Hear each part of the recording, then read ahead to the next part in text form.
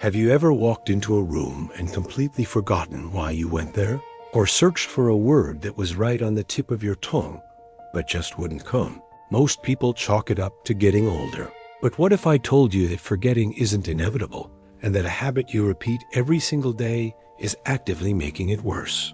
I'm Dr. Lucas Bennett, board-certified physician, and today I'm exposing the common daily habit that neurologists have linked to measurable brain shrinkage. Stay with me, because what you're about to learn could change everything.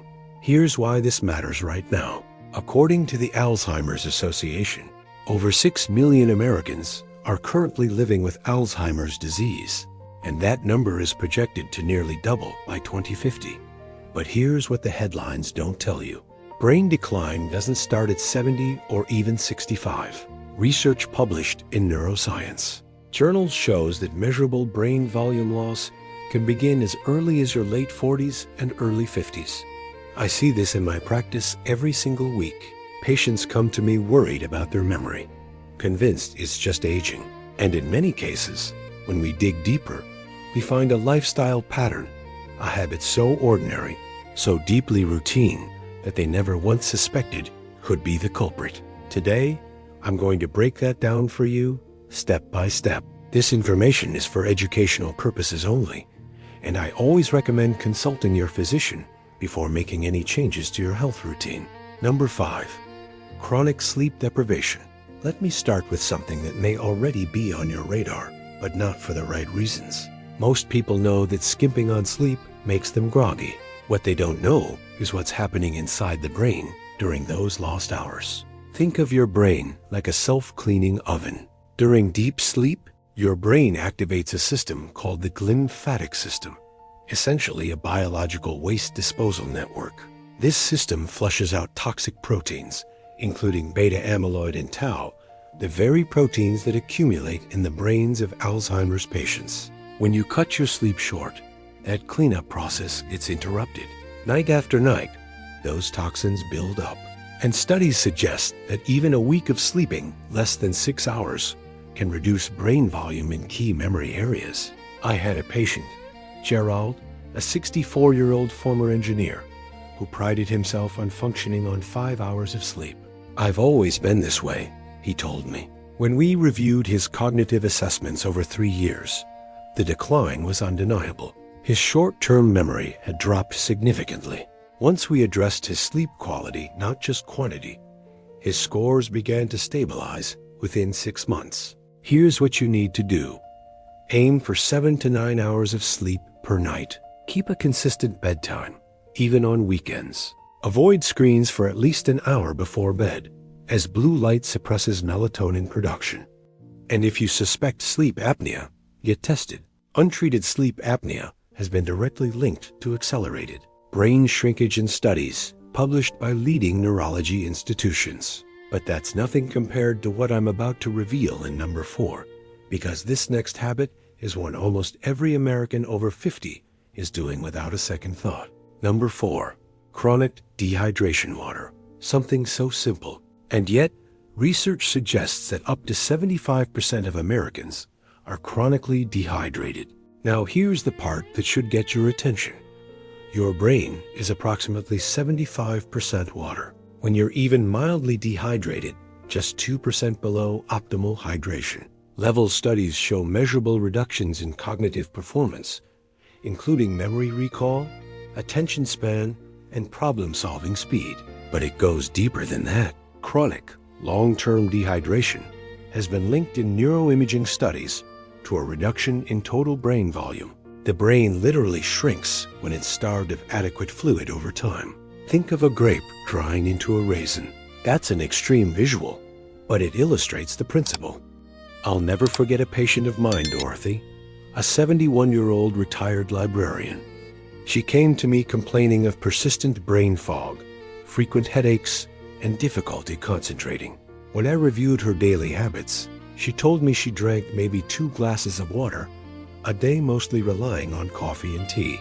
We made one foundational change: consistent hydration throughout the day. Within 8 weeks, she reported sharper thinking, and her follow-up cognitive assessment showed meaningful improvement. Here's what you need to do.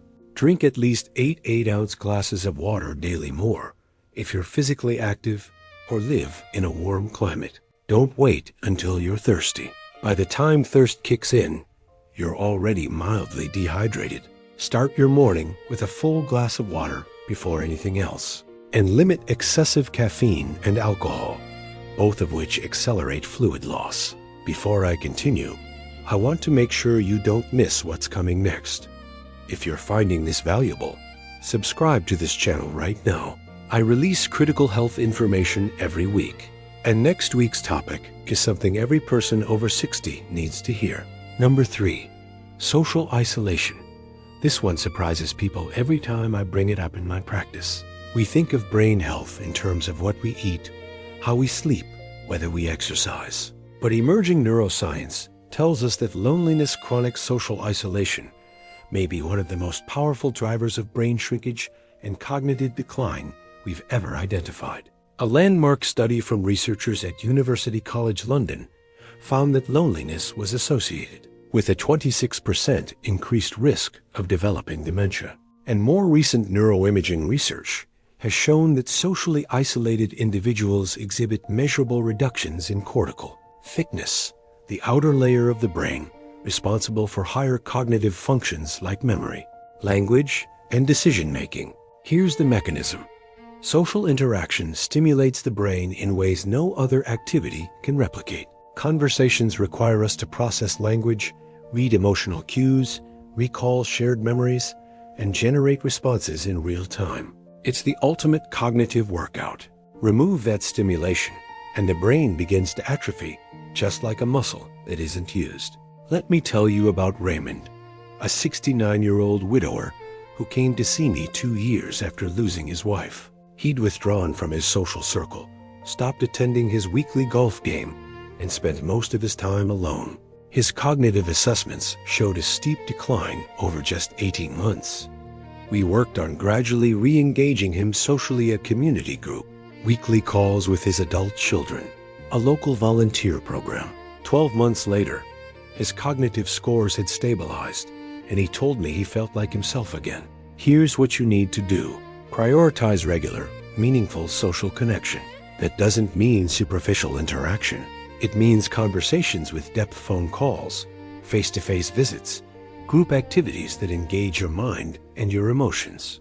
Research suggests that even 2 to 3 meaningful social interactions per week may help reduce cognitive decline risk. If you're struggling with isolation, talk to your physician about community resources available in your area. If that surprised you, wait until you hear this next one.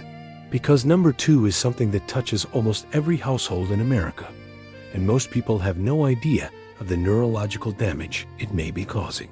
Thousands of people over 50 rely on this channel for straight talk health advice. Join them by subscribing and turning on notifications right now. I read every comment, and I want to hear your story. Number 2, chronic psychological stress. Stress is part of life. We all know that, but there is a profound difference between occasional, manageable stress and the chronic, low-grade psychological stress that millions of Americans carry every single day. Financial worries, relationship strain, health anxiety, caregiver burden. And what most people don't realize is that this kind of prolonged stress is one of the most destructive forces your brain faces. Here's why. When you experience stress, your body releases a hormone called cortisol. In short bursts, cortisol is helpful. It sharpens focus and prepares you to respond to threats. But when cortisol remains elevated over weeks, months, and years, it becomes neurotoxic. Research published in the journal Neurology indicates that high cortisol levels are associated with reduced brain volume, particularly in the hippocampus, the region most critical for memory formation and retrieval. Picture your hippocampus as the brain's filing system. Chronic stress doesn't just disrupt the filing, it physically damages the folders. MRI studies have shown that people with prolonged high cortisol levels have measurably smaller hippocampal volumes compared to those with healthier stress responses. I had a patient, Helen, a 62-year-old, who had been the primary caregiver for her ailing husband for 4 years. By the time she came to see me, she was reporting significant memory lapses, emotional volatility, and an inability to concentrate. Her cortisol levels were dramatically elevated. We developed a stress management protocol, including mindfulness practices, brief daily walks, and connecting with a caregiver support group. Over the following year, her symptoms improved substantially, and follow-up cognitive testing reflected genuine gains. Here's what you need to do. Take chronic stress seriously as a medical issue, not a personal failing. Mindfulness-based stress reduction has been studied extensively and may help lower cortisol levels. Physical activity, even moderate walking for 30 minutes a day, has been shown to reduce stress hormones and support hippocampal health. And don't hesitate to speak with a mental health professional. Therapy for chronic stress is not a luxury. It is, in many cases, neurological medicine. Now, before I reveal the #1 habit that neurologists say is most directly linked to brain shrinkage, do me a favor. If someone you care about is over 60, share this video with them right now and make sure they subscribe. This information could genuinely protect their brain health. #1. Chronic sedentary behavior. Here it is. The single most common, most damaging habit that neurologists are now pointing to as a primary driver of accelerated brain shrinkage in adults over 50. Sitting. Prolonged, chronic physical inactivity. I know.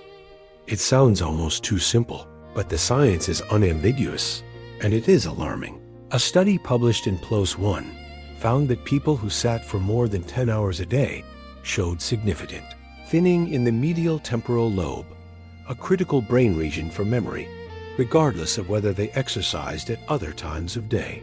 Let me repeat that. Even if you go to the gym in the morning, sitting for the rest of the day still causes measurable brain damage over time. Here's what's happening inside your body. Physical movement increases blood flow to the brain, stimulates the production of a protein called BDNF, brain-derived neurotrophic factor, which researchers often call miracle grow for the brain. BDNF supports neuron growth, connectivity, and resilience. When you're sedentary, BDNF production drops. Without it, neurons become vulnerable, synaptic connections weaken, and brain volume begins to decline. Think of your brain like a garden. BDNF is the fertilizer. Movement is the watering system. Take those away, and the garden doesn't just stop growing, it starts to wither. Studies suggest that regular aerobic exercise may not only slow brain shrinkage, but could actually increase hippocampal volume. A landmark study from the University of Illinois found that older adults who walked 40 minutes 3 times a week showed a 2% increase in hippocampal size over 1 year, compared to a 1.4% decrease in sedentary controls. That is a reversal of brain aging, not a slowing in actual reversal. Here's what you need to do. Break up prolonged sitting every 30 to 60 minutes. Stand up, walk to another room, do a few minutes of light movement.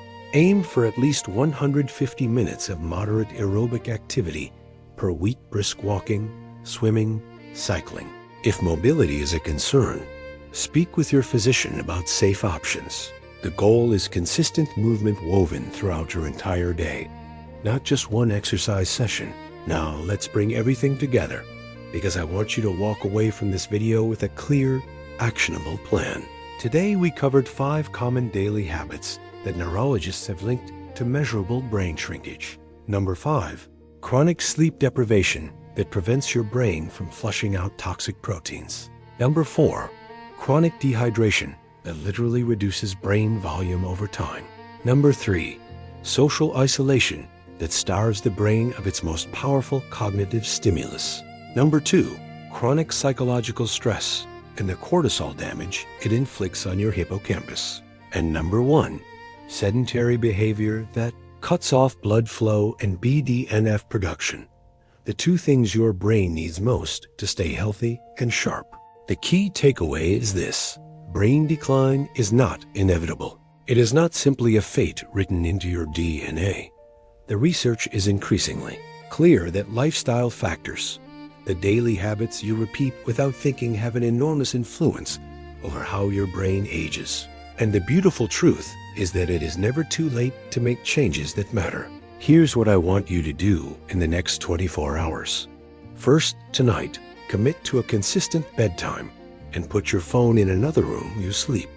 Second, drink a full glass of water right now and set a reminder to drink water regularly throughout tomorrow. Third, reach out to one person you haven't connected with recently. Call them. Don't text. Have a real conversation. And fourth, tomorrow, set a timer every hour to stand up and move for just 2 to 3 minutes. These are small steps, but the science tells us they compound over time into profound protection for your brain. Your health is in your hands. Your brain is not a fixed, unchangeable organ. It is living tissue that responds to how you treat it every single day. The choices you make this week will influence the brain you have next year and 10 years from now. You have more power over your cognitive future than you may realize, and I want you to use it. Tell me in the comments, which of these 5 habits surprised you most? And if you're already working on one of them, I want to hear about your progress. I read every comment, and your story may help someone else make a life-changing decision. Remember, this information is for educational purposes only. Please consult your physician before making any significant changes to your health routine, especially if you have existing medical conditions. I'm Dr. Lucas Bennett. Take care of your health, and I'll see you in the next video.